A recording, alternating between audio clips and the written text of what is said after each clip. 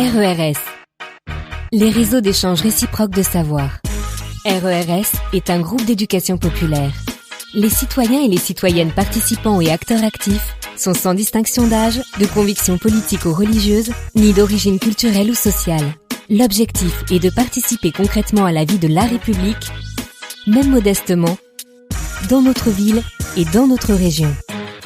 Alors, il y a de l'ambiance et il y a de l'eau aussi, mais c'est bien, c'est comme les mariages, vous savez, mariage pluvieux, mariage heureux, ça fonctionne aussi sur les forums des associations.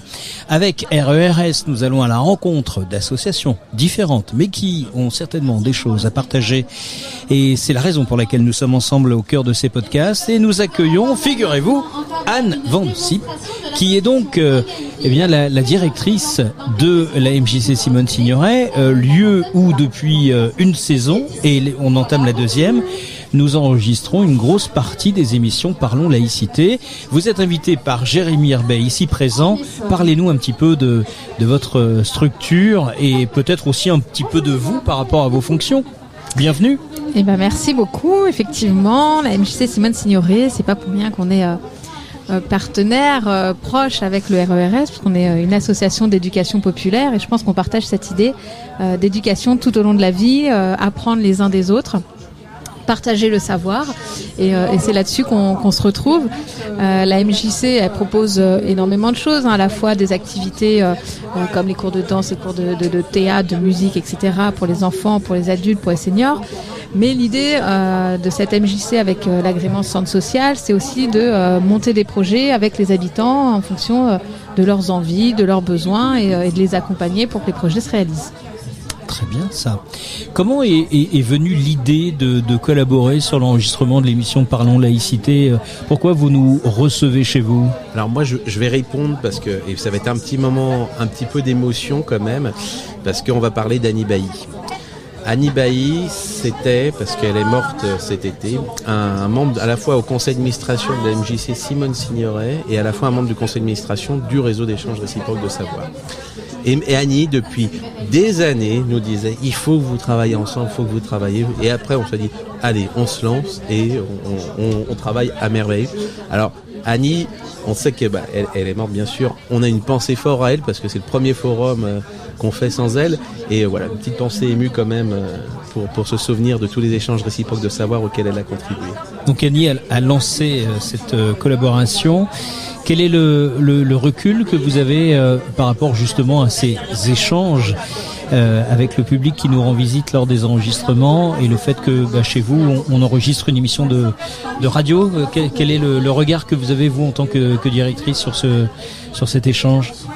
C'est effectivement permettre à des habitants qui n'avaient pas forcément fait la démarche de se rendre dans les locaux du RERS, d'avoir la chance de pouvoir assister à des émissions avec des intervenants d'une qualité assez exceptionnelle, avec un niveau de débat assez élevé et du coup de permettre à différents publics de se retrouver, que ce soit de la MJC ou de l'association RERS. Alors aujourd'hui, donc vous avez je confonds. Disons que je ne sais pas si les termes changent. Aujourd'hui, vous, c'est une maison jeunesse et la culture. C'est quoi la différence avec les MLC ? C'est loisirs ? Ça englobe quoi ? Une ludothèque en plus ? C'est quoi la différence ? Les MJC sont rattachés à un réseau national. D'accord.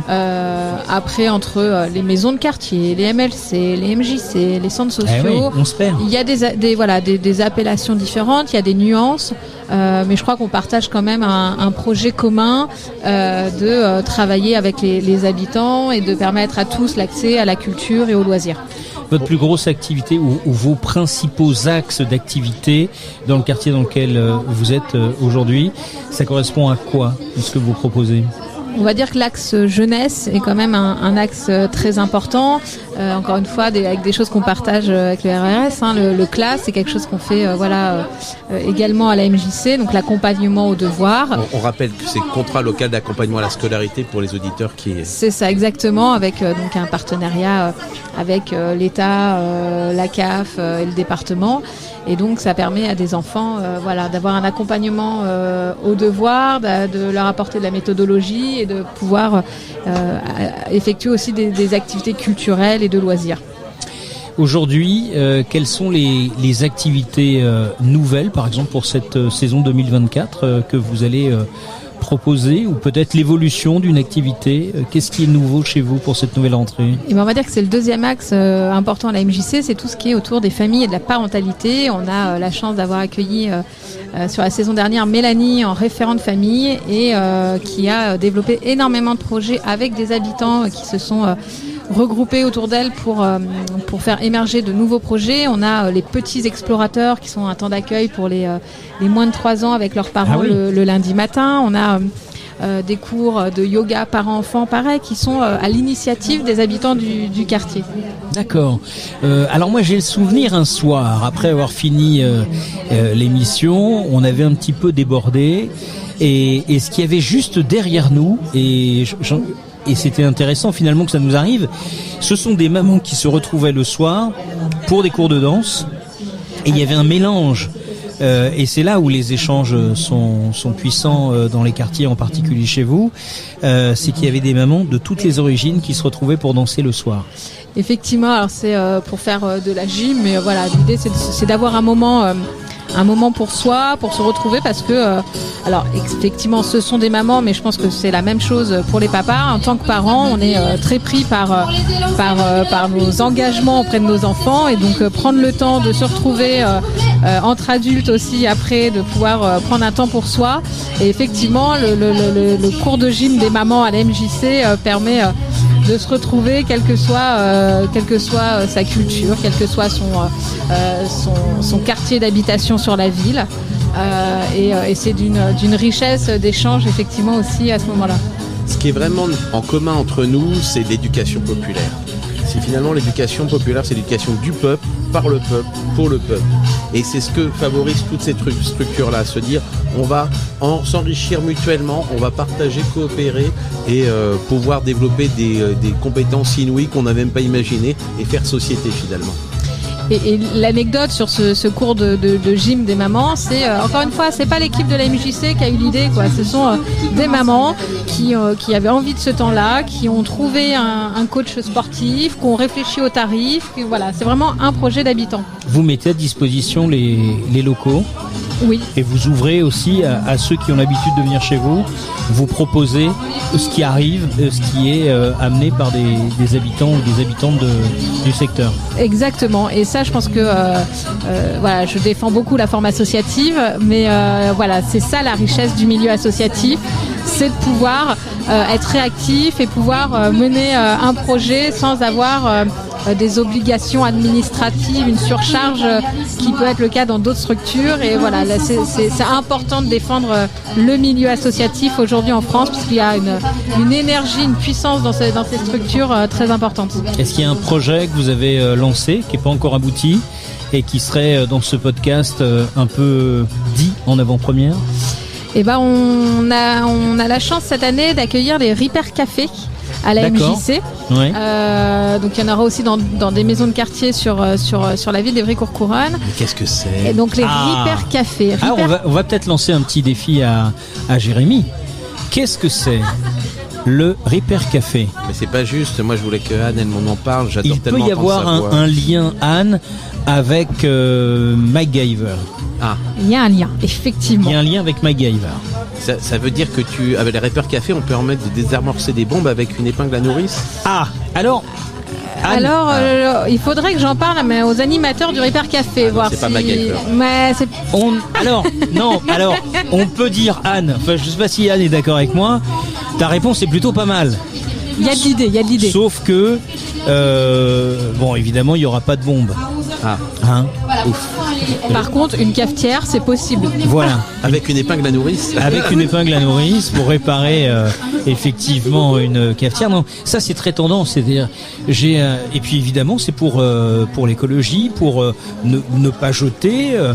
Recycler, parce que tout se répare, et donc les Ripper Café, oui, ça fonctionne très très bien, donc vous allez recevoir ça chez vous. Donc effectivement, on a un collectif, encore une fois, de bénévoles qui viendront, qui s'installent à la MJC et qui proposent 4 samedis dans l'année aux habitants de venir et de passer un temps avec eux pour apprendre un peu à réparer des objets. C'est pas le service après-vente de Darty ou boulanger, hein, on est bien d'accord. L'idée, c'est pas les animateurs qui réparent la cafetière et moi je laisse ma cafetière et je reviens une heure après. C'est je prends le temps d'apprendre, d'échanger. Et là encore, ça fait le lien avec le RERS. Oui, parce que moi, j'ai l'interdiction d'utiliser un autre terme que échanger. Dans le module d'avant, Jérémy m'a expliqué que je dois utiliser échanger. On est clairement là-dedans. Échange. C'est pas un atelier qu'on fait dans les réseaux, partage. C'est un échange. C'est un partage. Très bien. Il y a ça qui fonctionne très bien. Et pour le jeune public aussi, trouver des bénévoles qui peuvent entretenir des vélos, enfin tout ce qui est deux roues, ça c'est des choses qui commencent à arriver, qui fonctionnent très très bien. Oui, tout à fait. Alors je sais que sur la ville, on a la chance d'avoir une association qui fait ça, et on le fait aussi dans les structures comme la MJC ou les maisons de quartier du territoire. Effectivement, d'avoir la possibilité de venir réparer son vélo, d'avoir quelqu'un qui s'y connaît un peu, ça, c'est bien. Et de pouvoir réparer les vélos des enfants, parce que c'est savoir faire du vélo, c'est hyper important. Là, surtout pour Jérémy, parce que son vélo, c'est toute sa vie. Jérémy, oui, tu voulais réagir? Oui, je voulais réagir parce que on a fait aussi l'an dernier plein de choses avec la MJC Simone Signoret concernant la jeunesse, et je parle là des collégiens du collège Paul Fort. Alors, tu nous en parles un petit peu? Effectivement, la saison dernière, donc 2023-2024, on a eu la chance de pouvoir organiser un projet avec le collège Paul Fort. On a commencé avec la formation des délégués de classe. Donc on a eu un temps où les délégués du collège sont venus à la MJC pour se former sur c'est quoi être délégué, c'est comment travailler autour de la communication, et puis on en a profité aussi pour travailler sur les questions de laïcité avec les délégués de classe. Et puis sur un second temps, ils ont eu la chance d'aller en mairie et de rencontrer des élus, et notamment monsieur le maire, pour discuter on est élu, on est représentant d'un groupe, et de faire le lien entre délégués de classe et élus municipal. Et puis tout au long de l'année, on a mené des débats sur le temps du midi sur ces questions de laïcité, mais aussi sur les questions d'égalité filles-garçons. D'accord. On a fait ensemble du coup, voilà, et on intervenait en partenariat. Ah, c'est un sujet qui est encore passionnant et qui cache beaucoup encore de surprises dans les échanges qu'on peut avoir avec un jeune public sur l'égalité garçons et filles. Et effectivement, ce ne sont pas de très beaux ateliers, ce sont de très beaux échanges autour de ce sujet. Merci beaucoup. Vous êtes Anne Van de Siep. C'est votre nom. C'est belge. C'est de là-haut. C'est de là-haut. Ouais. Mais on a fait aussi un débat, me semble-t-il, l'an dernier. On fait tellement de choses en même temps ensemble que c'est voilà. Ouais. Effectivement, on a fait un débat sur la vie associative.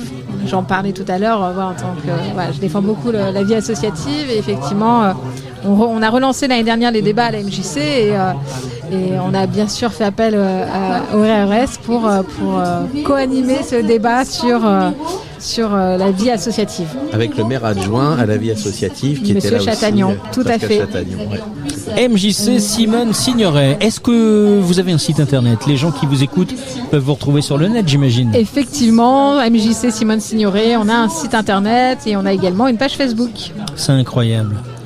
C'est impressionnant. Mais le mieux, c'est quand même de venir nous voir. Ah oui. Oui. Enfin, c'est la phase 3, en fait. Ou la phase 2, si on... Ou la phase 1. La phase 1, c'est bien d'aller les voir. La phase 1, c'est directement... donnez votre adresse, alors. Donc, on est situé place Guy Brianté, anciennement Maille de Torigny, sur Courcouronne-Centre. Donc, c'est sur la place où il y a la poste, la pharmacie, etc. Exactement. Un restaurant thaïlandais.